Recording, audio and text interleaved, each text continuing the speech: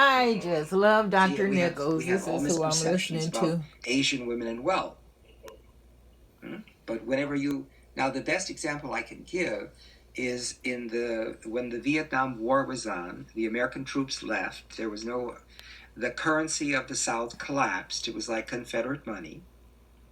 And the only way you could get out was to have some form of wealth and pay the boat people.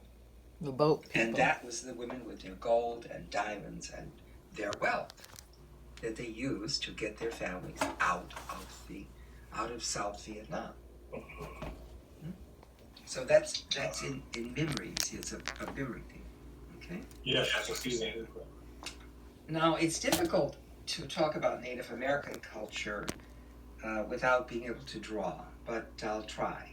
Okay. In Native culture, sets of 3 and sets of 4 are necessary to make wholeness. Okay? So, we're going to do the set of 4 first. Those that travel on 2, those that travel on 4, those that travel with flippers and fins, those travel with wings and feathers. See, that's my set of 4. Now the set of 3. Those that travel under the earth, on the earth, above the earth. That's my set of 3.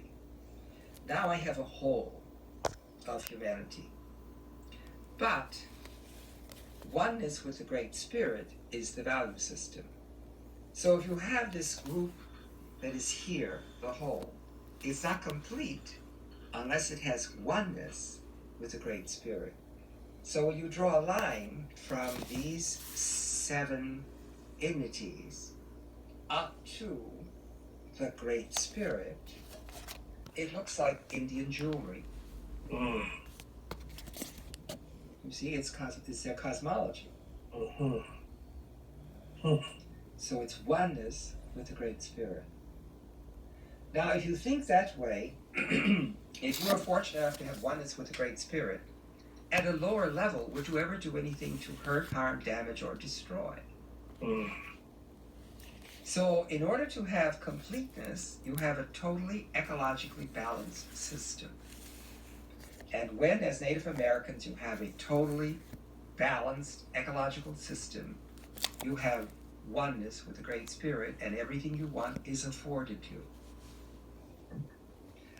If you travel from out in California where you live, coming across the mountains, the Rockies, you can see where one end ends in a mountain and the other end ends in the mountain, and if you went all the way down there, you wouldn't be able to get out. You'd have to come all the way back. You still couldn't get out.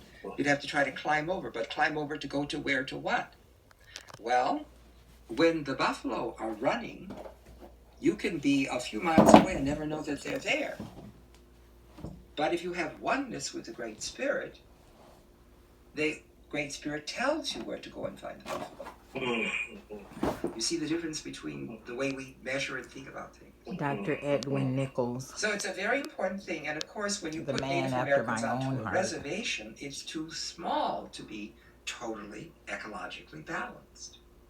And so you get all the problems of crowding that when we do experimental psychology with rats, when you crowd rats into an area, little mice into an area, they do all kinds of things. They'll lie on the grid, the grid that you shock with. They'll lie down on that to be shocked, which gives them a high. That's dope. That's alcohol. They have a pecking order, and they fight all the time. See? Okay. Well, now we have you on a reservation, but once the Native Americans said, "Okay, we're on the reservation. Is this reservation a solemn nation? A sovereign nation by solemn treaty with the United States?" They say yes. Well, then they put casinos on there. But when the government realizes that they're getting $22,000 per family, they change the rules, and they have to pay taxes. So you can see some of the disenchantment with Western thinking. Now, May I ask a question, Doc? Surely. What I'm understanding is that we are never, even individually, we're never fighting with particularly an individual or a group. We're actually fighting and defending our value systems. Yes, that's what we're doing. Yeah. Wow. Mm-hmm. Yeah. At the deepest, at the epigenetic level, that is completely unconscious because it's who we be. It's who we are. That's right. Yeah. Wow. It's our essence. It's our essence. Yes. Wow. Okay. The way I teach, people don't always understand essence. So this is a little silly game that I have people do. Okay. So they understand essence. I say, I'm going to give you 3 steps. I'm going to ask you to close your eyes. Step 2, I'm going to ask you to envision a specific noun. Step 3, you'll open your eyes. And I do that, and then while their eyes are closed, I say, envision a chair, perhaps even your most favorite chair. Then they open their eyes, and I say, if we gathered all the pictures that everyone in this room saw and gave that pile of pictures to each person in the room, each person in this room would identify each picture as a what? Chair. Mm-hmm. Well, how is that possible? It's because you understood the essence of chairness. And you would not confuse it with the essence of a table. Mm-hmm. Even if I defile the table and use it as something to sit on. I'm sitting on it, but it doesn't change its essence from table to chair by my behavior. The essence remains the same. So when I talk about the essence of ethnic difference, I'm looking at that entity that makes you who you are. And the essences in ethnic groups is different. We have a different essence. Okay? All right, now epistemology is very important because it tells us how people know things. In Western culture, because the object is the highest value, if you want to know, is this the object, you must be able to count it and measure it. Okay? In the African context, if the highest value is in the relationship, there's nothing you could count and measure that would say that we have a relationship. So we use symbolisms, symbolic imagery, and we use the concept of rhythm. Rhythm means function. It doesn't mean clapping your hands. So if I go to the physician and he listens to my heart, and my heart is out of rhythm, it is not functioning properly. A symbolic image is an EKG with little squiggles. And if they demonstrate a certain pattern, the physician knows that my heart is out of rhythm. It is not functioning properly based on these symbols. Now, if the highest value is in the cohesiveness of the group, then the way the group knows is it takes a single object, the blade of grass, and it knows every factor about that blade of grass. Once you know that, then you know everything about the meadow. If you study the single tree and you know everything about the tree, then you know the forest. If you study a thimble of water in all of its properties, then you know all the properties of the ocean. So it's a transcendental way of knowing.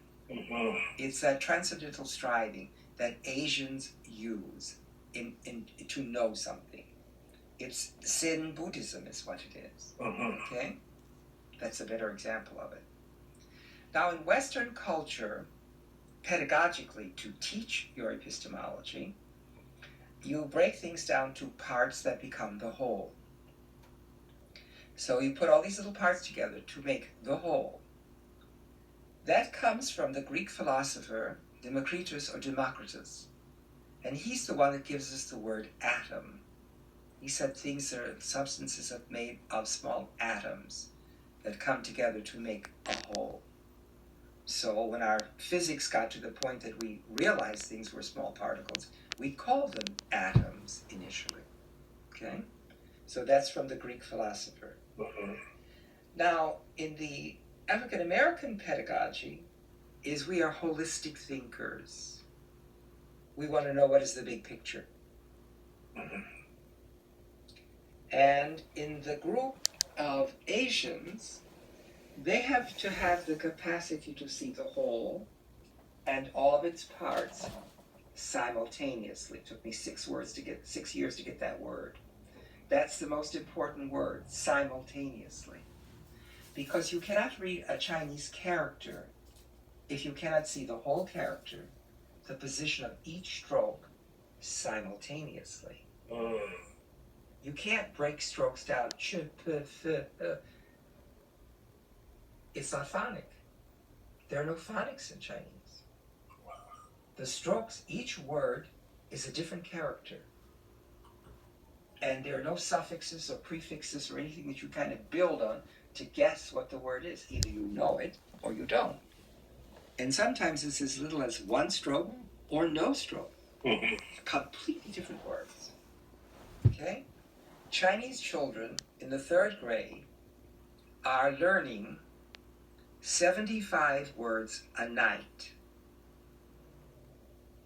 Nothing looks like anything else you've ever seen. It's all right there. You either memorize it or you don't pass. Wow. Okay? 75 words per night. That's it. That's it. Okay? Now, when you go to the Native American pedagogy, they teach by talking about the whole is seen in cyclic motion. So that's the seasons. Spring, summer, fall, winter, spring, summer, fall, winter. Or their medicine wheel, when you study it, it's a cyclic motion, repeating over, repeating over, repeating over. So those are the different methods of pedagogy. Now, the method by which you apply these things is that in Western culture, we want things to be linear and sequential. So let's go through the whole line. Okay? In order for you to develop an object, then you must take parts, count them and measure them to make the whole. You do it in a linear and sequential pattern, and that's called an assembly line. Henry Ford gave us that. Before cars were made by a small group of people who did everything for the one car to finish it. But Ford used linear sequential parts to the whole, his pedagogy and methodology, and he created the Model T, made everybody gave enough money that they could all buy a car. So he followed his whole line right across, axiology, epistemology, and we'll talk about logic later. Now, You can see the individualistic aspects of that. You can actually see that. Yes. How that would manifest itself. Okay. Now let's take a look and see what happens with African Americans, the highest values in the relationship. And we use symbolism, proverbs, parables, sayings, rhythm. Sometimes it's something like I went to that bar and the vibes weren't right and I left. Now, your friends from the other side may say, well, were those short frequency vibrations or long frequency vibrations? Or, but it's not anything you can count and measure, okay? Right. So the idea of holistic thinking is to get the big picture. And our methodology is critical path analysis, which is cut to the chase. So holistic thinking and critical path analysis is what is the big picture and cut to the chase.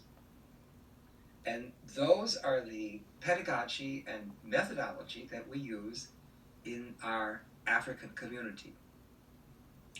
In the Asian community, the apply is the transcendental, which the tree is to the forest. And to read a Chinese character, you have to be able to see the wholes and parts simultaneously. And in order to write Chinese characters, your stroke order must always be cyclic and repetitive. So it's always exactly the same pattern of strokes. The stroke order is always the same. So if you had 1,000 Chinese in the room and you gave them a word, they would all write exactly the same stroke order. Cyclic and repetitive, cyclic and repetitive.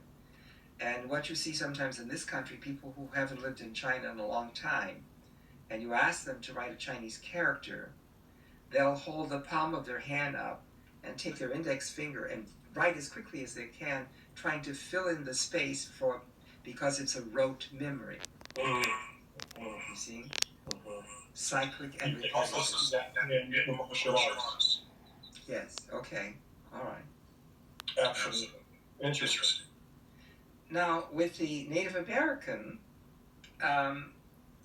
their methodology is to place someone in an environment, and it's an experimental environment, and they have to look around them and reflect on what they see.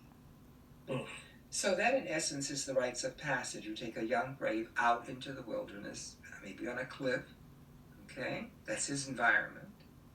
So it's environmental, and it's also experimental. What's going to happen to him while he's out there? He may use a hallucinogen like a peyote or something. Thanks for watching, He may guys. not use anything.